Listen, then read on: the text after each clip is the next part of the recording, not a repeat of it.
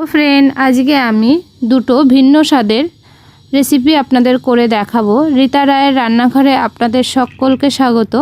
এই দেখুন, মহারাষ্ট্রের থেচা বা ঠেচা, তার জন্য বাদাম নিয়ে নিয়েছি, রসুন, কাঁচা লঙ্কা আর ধনেপাতা। কড়াইতে সর্ষের তেল দিয়ে দেব। তেলটা একটু গরম হয়ে গেলে এর মধ্যে আমি দিয়ে দেব গোটা জিরে,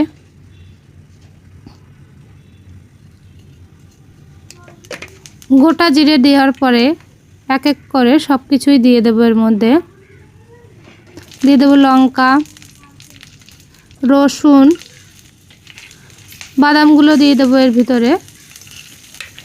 এবার ভেজে নেব। এটাকে আমি খুব ভালো করে ভাজতে হবে, মিডিয়াম টু লোয়ের দিকে রেখে সমস্ত কিছু ভেজে নিতে হবে।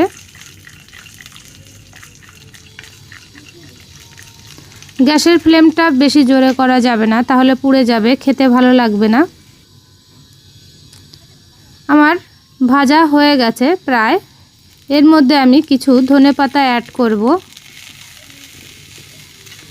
এই যে ধনেপাতাটা দিয়ে আমি একটু নেড়েচেড়ে নেব।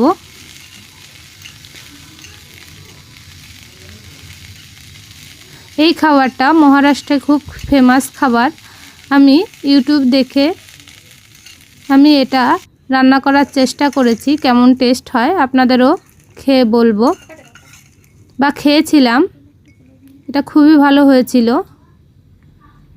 এই দেখুন, এবার একটা আমি বাটার নিয়ে নিয়েছি, মানে বাটবো যাতে।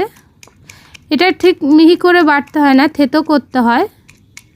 এই যে আমি সমস্ত একটু কাঁচা এখানে ধনেপাতা আমি দিয়েছি, আর সামান্য লবণ অ্যাড করতে হবে এখানে। এবার এটাকে খুব ভালো করে থেতো করে নিতে হবে, মিহি করার দরকার নেই। এই দেখুন, এটা রুটি বা পরোটা সঙ্গে খুবই ভালো লাগে খেতে। আমি এটা গরম ভাতের সঙ্গেও ট্রাই করেছিলাম, খুব ভালো হয়েছিল। আপনারা একবার হলেও রান্নাটা বানিয়ে দেখবেন, খুব ভালো লাগে খেতে। আর বাদামগুলো খুব মুখে ভালো লাগে পড়লে। অন্যদিকে আমি আজকে সিম বাটার রেসিপি আপনাদের করে দেখাবো। এই যে কাঁচা সিমটাকে আমি সিদ্ধ করে নিয়েছি, এরকম কালার এসছে। রসুন নিয়েছি, লঙ্কা নিয়েছি, পেঁয়াজ নিয়েছি। তেলটা হালকা একটু গরম হলে আমি এখানে সিমগুলো দিয়ে দেবো, কারণ সিমে একটু জল আছে। খুব বেশি তেল গরম হলে জলটা খুব ছিটাবে, গায়ে লেগে যেতে পারে, তাই অল্প গরমেই আমি সিমটা দিয়ে দিয়েছিলাম। এবার আমি উল্টে পাল্টে সিমটাকে একটু ভেজে নেব। এখানে সিদ্ধ সিম দিয়েও করা যায়, তবে একটু ভেজে নিলে তেলে এর টেস্টটা আরও ভালো আসে। সিমটা আমার ভাজা হয়ে গেছে, এই দেখুন। এবার আমি এটাকে তুলে নেব। ওই তেলেই আমি রসুন, পেঁয়াজ আর লঙ্কা ভেজে নেব। এখানে আপনারা কাঁচা লঙ্কার বদলে শুকনো লঙ্কাও ইউজ করতে পারেন। একটু লবণ দিয়েছি, সামান্য হলুদ দেব। এটাকে খুব ভালো করে আমি ভেজে নেব।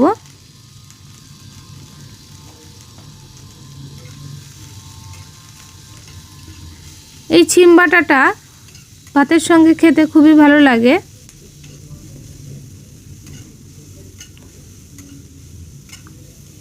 আজকে আমি দুটো ভিন্ন স্বাদের দুটো রেসিপি আপনাদের করে দেখাচ্ছি, একটা সিম বাটা আর একটা মহারাষ্ট্রান খাবার থেচা।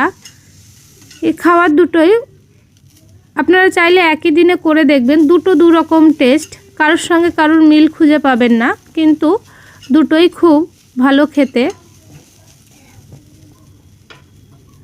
এবার এটাকে আমি তুলে নেব, ভাজা হয়ে গেছে। এই দেখুন কত সুন্দর আমি ভেজে নিয়েছি। এবার এগুলো সমস্ত কিছু আমি শিলপাটায় বেটে নেব। আর আপনারা চেষ্টা করবেন যে সিমটা নিয়েছেন সেটা একটু দানাটা বড় যাতে হয়, তাহলে বাটাটা আরও টেস্ট হয় খেতে। দানা সহ সিমটাকে আমি বেটে নেব। এর সঙ্গে যে পেঁয়াজ রসুনটাও আমি ভেজে রেখেছিলাম সেটাকেও আমি বেটে নেব।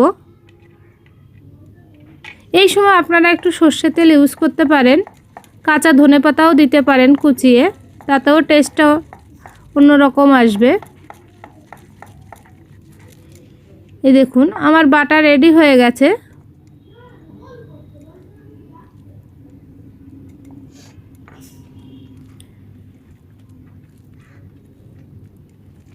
এই যে আমি এখানে একটু সর্ষের তেল দিয়ে দিলাম।